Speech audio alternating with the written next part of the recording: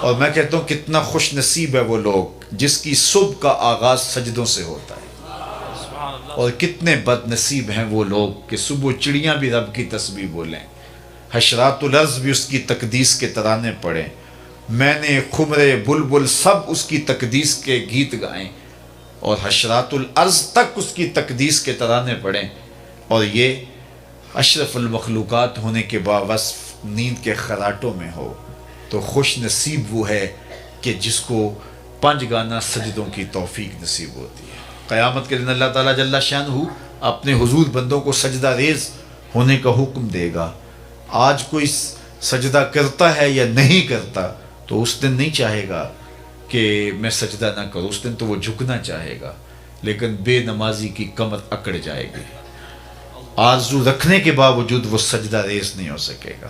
اور آپ جانتے ہیں قیامت کے دن جس صف میں نمرود، فرعون، حامان، قارون دشمنان خدا کھڑے ہوں گے، اس صف میں بے نمازی کو کھڑا کر دیا جائے۔ کوئی شخص یہ گوارا کرتا ہے جہاں اللہ اس کے رسول کے دشمن کھڑے ہوں میں بھی وہاں، اور اس صف پہ رحمتیں نہیں لعنتیں برس رہی ہوں گی، تو کیا بد نصیبی ہوگی ان لوگوں کے لیے جنہیں سجدوں کی توفیق نہیں۔ میں بار بار کہتا ہوں کہ جب اللہ کسی سے ناراض ہوتا ہے رزق نہیں چھینتا، آب و دانہ بند نہیں کرتا، چاند سورج کو اس کے آنگن میں روشنی ڈالنے سے روکتا نہیں، ہواؤں کو آکسیجن کو نہیں روکتا۔ جب اللہ کسی سے ناراض ہو جاتا ہے سجدے کی توفیق چھین لیتا ہے، اسے اپنے حضور جھکنے کی توفیق نہیں دیتا، تو اس کی جناب سے سجدوں کی توفیق مانگو۔ خوش نصیب ہیں وہ لوگ جو اپنے زندگی کو سجدوں سے آباد رکھتے ہیں۔ زندگی آمد برائے بندگی، زندگی بے بندگی شرمندگی۔ جس زندگی کے اندر سجدہ ہی نہیں ہے، جھکنا ہی نہیں ہے، وہ زندگی زندگی ہی نہیں ہے، وہ چوپایوں سے بدتر کہلائے گا جو اللہ کے حضور سجدہ ریز ہونا نہیں جانتا۔ یہ درخت حالت قیام میں ہے، چوپائے حالت رکوع میں ہے، یہ مینڈک تشہد کے عالم میں، حشرات الارض سجدے میں ہے، انسان اشرف المخلوقات ہے، اس کی عبادت کو تمام عبادات کا جامع بنایا گیا، اور جسے نہ سجدہ نصیب ہے نہ قیام اور رکوع اس کی حضور نصیب ہے تو پھر وہ چوپایوں سے بھی بدتر چلا جائے گا۔ امام غزالی بولے اللہ نے 3 طرح کی مخلوقیں پیدا کی ہیں، ایک مخلوق وہ ہے کہ جس میں فہم و شعور، عقل و ادراک نہیں رکھا گیا، صرف شہوات رکھی گئی ہے۔ ایک مخلوق وہ ہے جس میں شہوات نہیں رکھی گئی، فہم و ادراک رکھا گیا ہے۔ اور تیسری مخلوق وہ ہے جس میں عقل و خرد بھی رکھی گئی ہے اور شہوات کی آزمائش میں بھی ڈالا گیا ہے۔ جس میں صرف شہوات ہیں وہ چوپائے ہیں، بہائم ہیں، حشرات الارض ہیں۔ جن میں عقل و شعور اور فہم رکھا گیا، شہوات نہیں رکھی گئی، وہ فرشتے ہیں۔ اور جس میں یہ دونوں چیزیں رکھی گئی ہیں وہ حضرت انسان ہے۔ اب اگر یہ اپنی شہوات کو، خواہشات نفسانیہ کو قابو میں کر لیتا ہے اور عقل و خرد سے کام لیتا ہے تو فرشتوں سے بھی بہتر کہلاتا ہے، اور اگر یہ اپنی خواہشات کا غلام بن جاتا ہے تو چوپایوں سے بھی بدتر ہوتا ہے۔ تو ہم اس دو راہے پہ کھڑے، اللہ نے ہمیں بتا دیا، خیر کا رستہ بھی بتا دیا، شر کا رستہ بھی بتا دیا۔ انا ہدیناہ السبیل اما شاکرا و اما کفورا۔ حضرت انسان کو اللہ نے ہدایت سے محروم نہیں رکھا، یہ واضح میں رکھی ہے۔ اس کائنات کا پہلا انسان، پہلا نبی بھی ہے، کبھی بھی حضرت انسان کو اللہ نے ہدایت سے محروم نہیں رکھا، اور فطری اور جبلی ہدایت اللہ نے حضرت انسان کے سینے میں رکھی ہے۔ بلکہ یہ ہدایت جو جبلی ہے یہ تو اللہ نے جانوروں کو بھی دی ہے، ان کی فطرت کے اندر بھی رکھا ہے۔ وہ آپ نے کبھی دیکھا ہو کہ مرغی جب کڑک بیٹھ جائے اور ضد کرے کہ میں اب انڈے نہیں دوں گی تو اس کے نیچے پھر انڈے ڈالے جاتے ہیں، اور وہ پھر 21 دن تک ان انڈوں پر اپنے سینے کی حرارت، گرمی اور توجہ مبذول کرتی۔ اور آپ جانتے ہیں کہ بطخ کڑک نہیں بیٹھتی، اس لیے کہ بطخ پانی کے بغیر رہ ہی نہیں سکتی، تو بطخ کے بچے حاصل کرنے کے لیے بطخ کے انڈے بھی مرغی کے نیچے ڈالے جاتے ہیں۔ تو جب مرغی ان انڈوں کو سینچتی ہے اور اپنے سینے کی حرارت اور توجہ دیتی ہے، 21 دن کے بعد ان مردہ انڈوں میں آثار زندگی نمودار ہونے لگتے ہیں۔ یہاں رک کے ایک جملہ کہنا چاہوں گا، اور وہ یہ کہ اگر ایک مرغی مردہ انڈوں پہ اپنے سینے کی توجہ مبذول کرے تو ان میں زندگی کے آثار نمودار ہو جاتے ہیں، اور اگر شیخ کامل اپنے مرید کے بیضہ دل پہ توجہ دے تو وہاں آثار حیات کیوں نمودار نہیں ہوں گے؟ 21 دن کے بعد جب انڈے ٹوٹے تو جو نتیجہ تھا وہ فطرت کے مطابق نکلا، بطخ کے انڈوں سے بطخ کے بچے اور مرغی کے انڈوں سے مرغی کے بچے۔ بطخ کے بچوں نے اپنی ماں دیکھی نہیں، جو سیکھنا تھا سمجھنا تھا وہ مرغی سے سیکھنا ہے۔ تو چند دن تو گھر والوں نے بطخ کے بچوں کو اور مرغی کے بچوں کو مرغی سمیت باہر نہیں جانے دیا، چھوٹے ہیں ابھی، کوا مضبوط نہیں ہے، کوئی کوا اچک لے گا، بلی اٹھا لے گی، کوئی گرج اٹھا کے لے جائیں گے۔ 2 4 5 دن کے بعد جب ان کے کوا تھوڑے مضبوط ہونے لگے تو گھر والوں نے مرغی کو بچوں سمیت گھر سے باہر نکالا، کھلی جگہ آئی، اس کے آگے جوہر آ گیا۔ جب تالاب آیا تو بطخ کے بچوں نے نہ آؤ دیکھا نہ تاؤ، چھلانگ لگائی اور تیرنے لگے۔ مرغی کے بچے اپنے ہم جولیوں کو اپنی آنکھوں کے سامنے تالاب میں چھلانگیں لگا کے تیرتے ہوئے دیکھ رہے ہیں، لیکن آگے بڑھنے کی ہمت نہیں رکھتے۔ بطخ کے بچوں کو مرغی نے بتایا نہیں، ماں کو انہوں نے دیکھا نہیں، کس نے کہا کہ تم تیرو گے ڈوبو گے نہیں، یہ بازیچہ ہے تمہارا؟ اور مرغی کے بچوں کے پاؤں کس نے باندھ دیے؟ وہ فطری ہدایت ہے جو اللہ نے ہر ایک چیز کے سینے میں رکھی۔ تو جس نے بطخ کے بچے کو بھی ہدایت سے محروم نہیں رکھا ہے تو کیا انسان کو محروم رکھے گا؟ حضور کی مجلس لگی ہے، ہجوم عاشقاں ہیں، ایک صحابی کا نام ہے وابصہ بن معبد رضی اللہ تعالیٰ عنہ۔ وہ آئے اور بیٹھ گئے، اور آداب مجلس بھی یہی ہیں کہ جہاں جگہ ملے وہاں بیٹھ جاؤ، لوگوں کی گردنیں پھلانگ کر کے آگے آنے سے روکا گیا ہے۔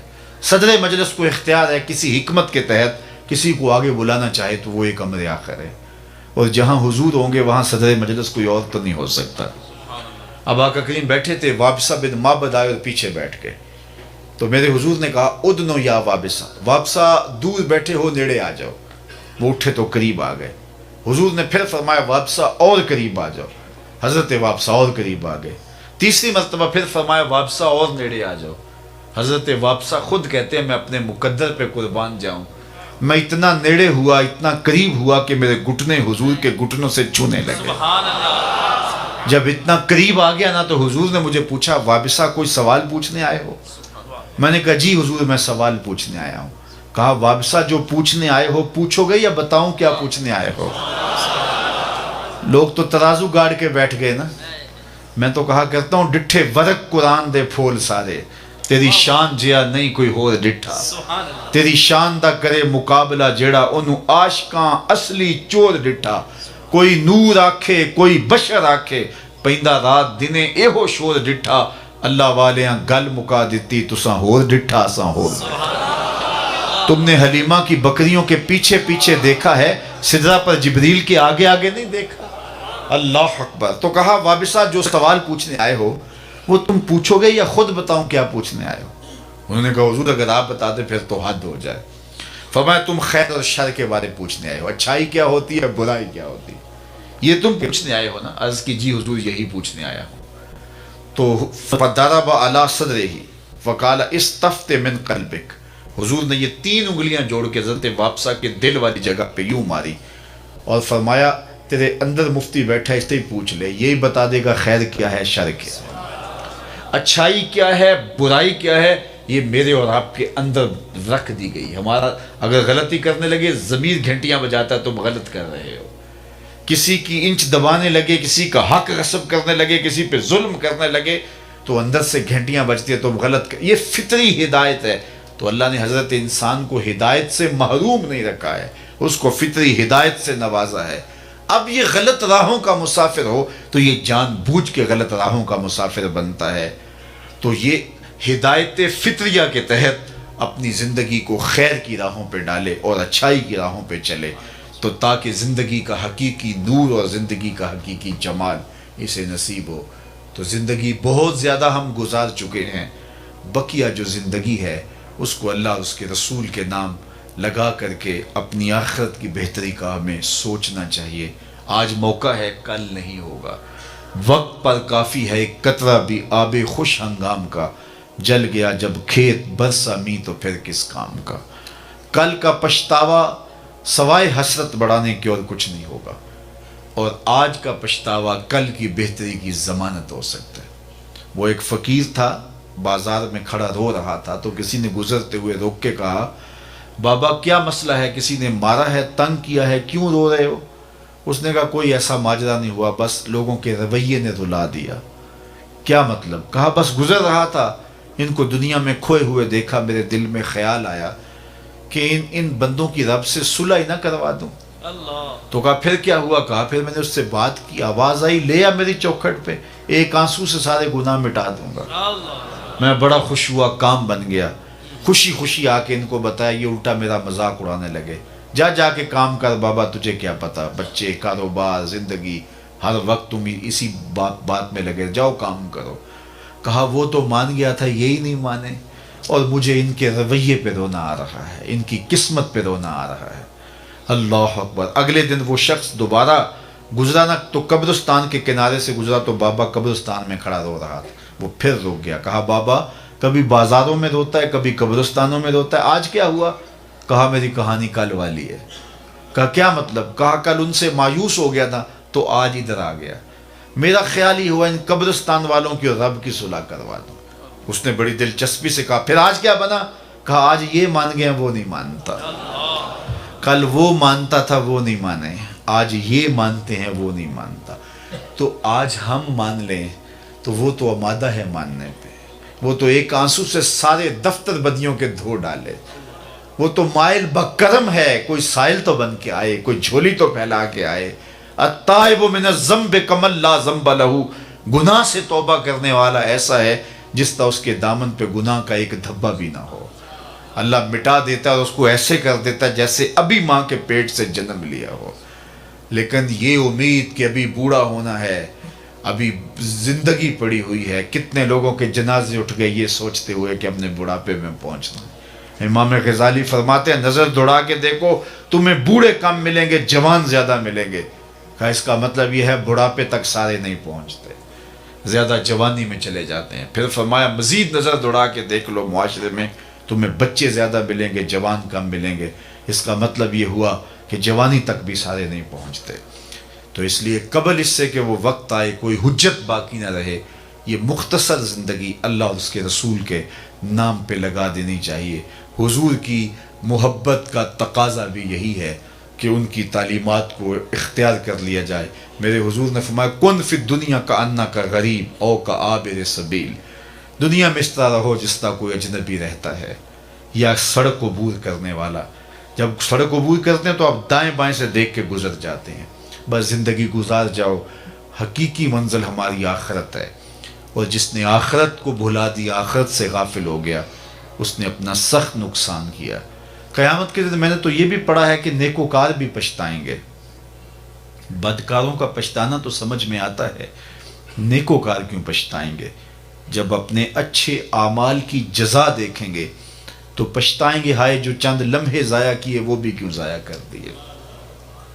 لیکن اس وقت کے پچھتانے سے بہتر ہے کہ میں اور آپ اپنی اس مختصر زندگی کا اب محاسبہ کریں۔ حاسبو قبل ان تحاسبو، اس سے قبل کہ تمہارا حساب کیا جائے تم اپنا حساب خود کر لو۔ یہ ہم عمرے پہ جاتے ہیں نا، تو جب واپسی کے لمحے ہوتے ہیں تو میں دیکھتا ہوں ہر بندہ اپنا سامان تول رہا ہوتا ہے۔ میاں کیوں سامان تول رہے ہو؟ ایئرپورٹ پہ جا کے پریشانی نہ بنے، تو پہلے ہی سامان تول کے کہ زیادہ نہ ہو جائے، بوجھل نہ ہو جائیں، ایئرپورٹ پہ مسئلہ نہ بنے۔ حالانکہ اگر ایئرپورٹ پہ مسئلہ بھی بن جائے تو 4 ریال دیں گے تو گزر جائیں گے، لیکن اس کے باوجود تول رہے ہوتے ہیں کہ وہاں پریشانی نہ بنے، وہاں کی پریشانی کا حل ہے۔ لیکن آخرت کا اگر وزن بھاری ہو گیا اس کا کوئی حل نہیں۔ اس لیے حاسبو قبل ان تحاسبو، اس سے قبل کہ تمہارا حساب کیا جائے، ضمیر کی عدالت میں اب ترازو گاڑ لو، دیکھو تم کہاں کھڑے ہو۔ جو بدیاں کی ہیں وہ تو کنفرم ہے بدیاں ہیں، جو نیکیاں کی ہیں اگر ریا ہے تو لٹ گئی، کچھ پلے نہیں ہے۔